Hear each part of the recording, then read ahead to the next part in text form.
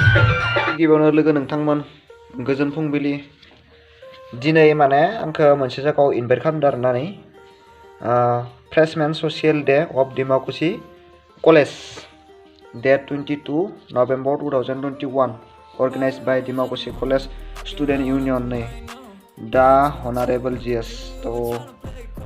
आंबो थांगोन तो आंनि जितुनिखि गाहाय मावथि लोगोफोर AGS बिथांमोनाबो गासैबो जों थांगोन तो दिनै डिमाकुसियाव इनभाइट खालामदों मा दं प्रग्रामफोरखौ नायनो र' नै 8टा बाजाव flag hosting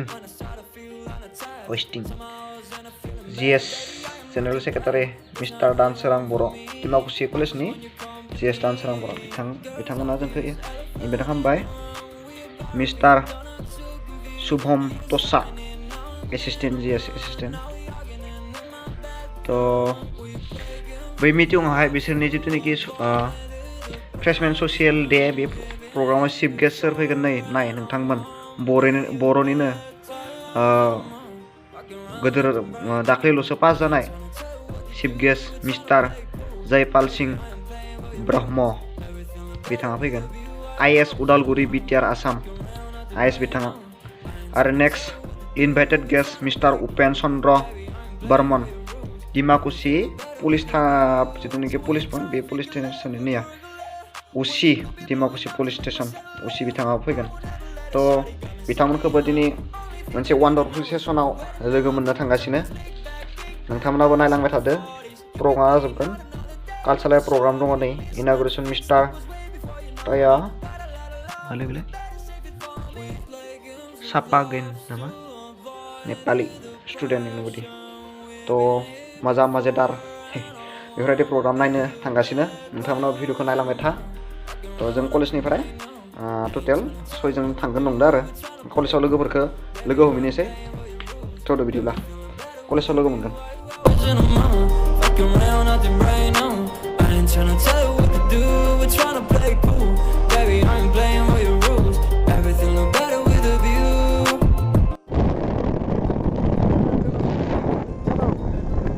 AGS Martin Nuzur Boro Cultural AGS Cultural Secretary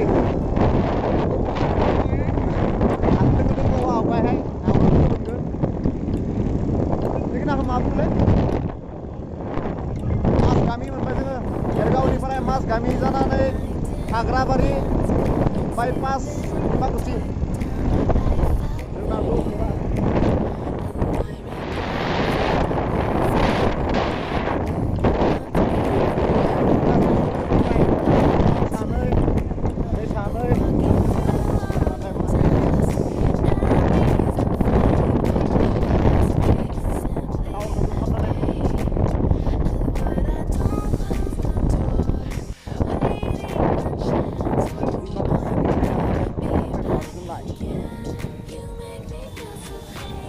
मा हाबाफारि जादों बेब्रा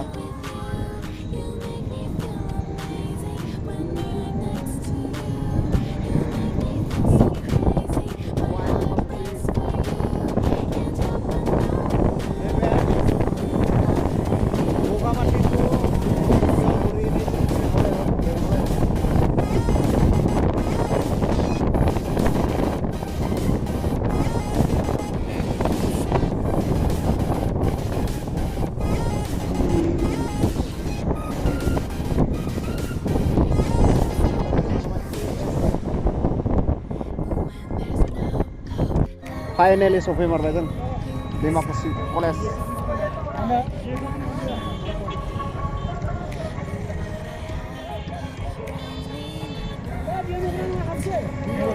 ओमफ्राय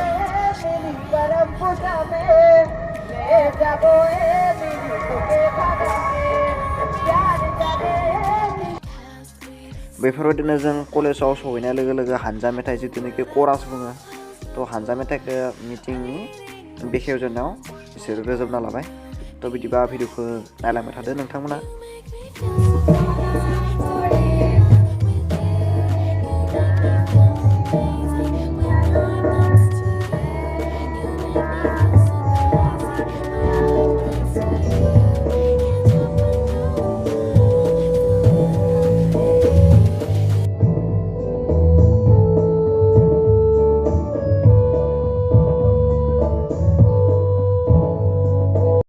बिनि उनावहाय जेनेबा निउ कामार स्टुडेन्टफोरखौ रेगिं खालामनाय जायो थ' नैबे जाय स्टुडेन्टनि आं खिथिगोन बे स्टुडेन्टआनो मिस्टार फ्रेशमेन मोनदोंमोन आरोना हौवासा आङो ट्रिनिटि जुनियर कलेजनिफ्राय फैदों नैबे जुनियर डिमाकुसि कलेजाव इंलिश डिपार्टमेन्टआव एडमिसन लाफैबाय आरो आंनि आइया जादों रंजालि बर' ओमफ्राय आंनि आफाया लेटकुलेन बर' आंनि हबिया जादों आङो बांसिन जेब्ला फ्रि टाइम मोनो आं इन्सपिरेसनेल स्पिचफोर खोनासंनानै मोजां मोनो आरो बांसिनै जेब्ला आं फ्रि टाइम थायो आङो न'खरनि खामानिफोर मावनानै मोजां मोनो ओमफ्राय आंनि एमआ जादों आं दायो प्रफेसाराव फकास खालामगासिनो थेंक इउ फंबाय मोनसे रिकुवेस्ट नोंथाङा माने मोनसे रिमट खालामना देखायनांगौ बेनि थाखाय मिउजिक एक्सुवेलि आं मोजाङै दोंखाया ओमफ्राय आं जेसां हायो बेखौनो खोना दिन्थिगोन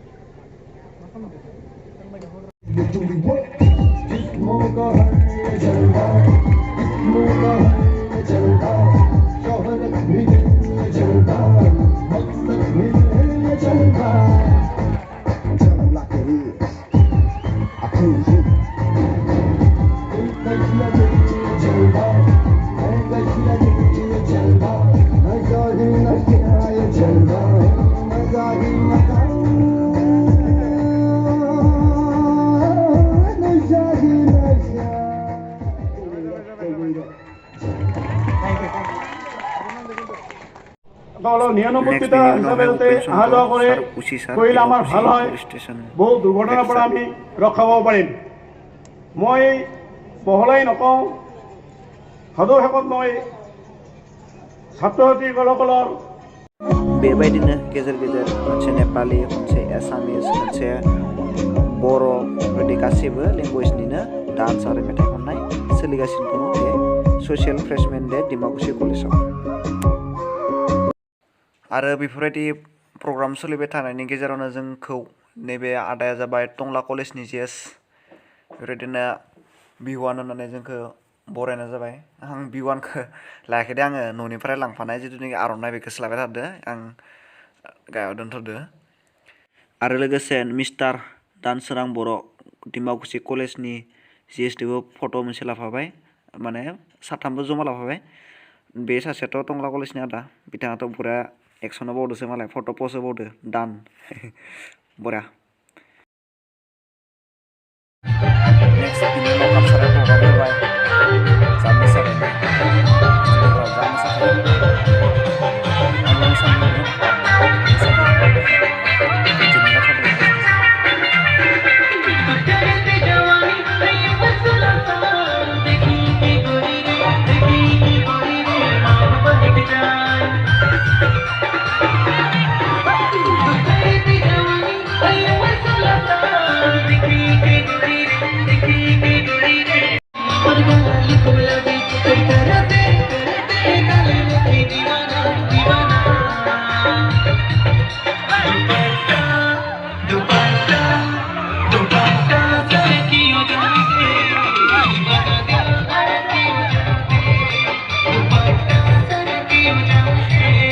Viva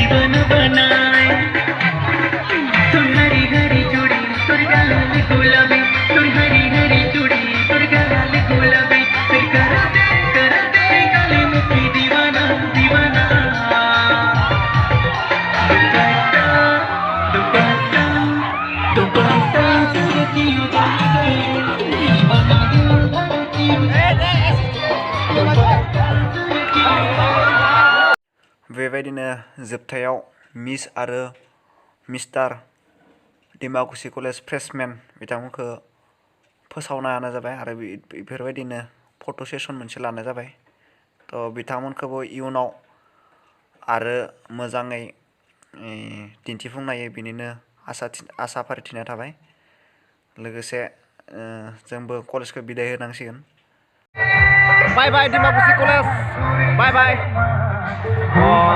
thank you so' much जोंखौ हांख्रायना लाबोनो थाखाय थ' इयुनाव लोगो मोननानै आसा थिनानै दिनै डिमाकुसि कलेजखौ एसेयावनो नागारनाय जाबाय नागारनो गोसो गैयामोन बाट थांनांगोन गासै बुस्थुखौ सानसे नङा सानसे नागारनो गोनां जायो एसेयावनो थेंक इउ स' माच बिथां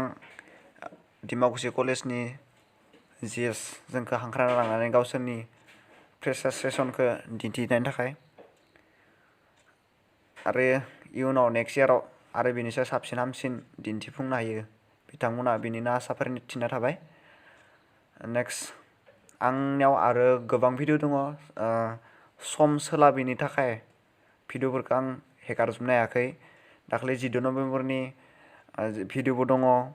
जिथुनिखि बर' थुनलाइ आफादा जिथुनिखि बर' थुनलाइ सान जिथुनिखि फालिनाय बेनि भिडिअबो दङ ओमफ्राय भेरगाव मिडिया एस'सिएशननि मोनसे भिडिअ दङ बेफोरखौ गासिबो लासै लासै नोंथांमोननि गेजेराव बेफोर भिडिअखौ लाबोगोन थ' गोदान मोनसे भिडिअ लोगो मोननानै आसा थिनानै दिनै भिडिअखौ एसेयावनो फोजोबनाय जाबाय गोजोन्थों थेंक इउ स' माच आंनि लोगो नोंथांमोन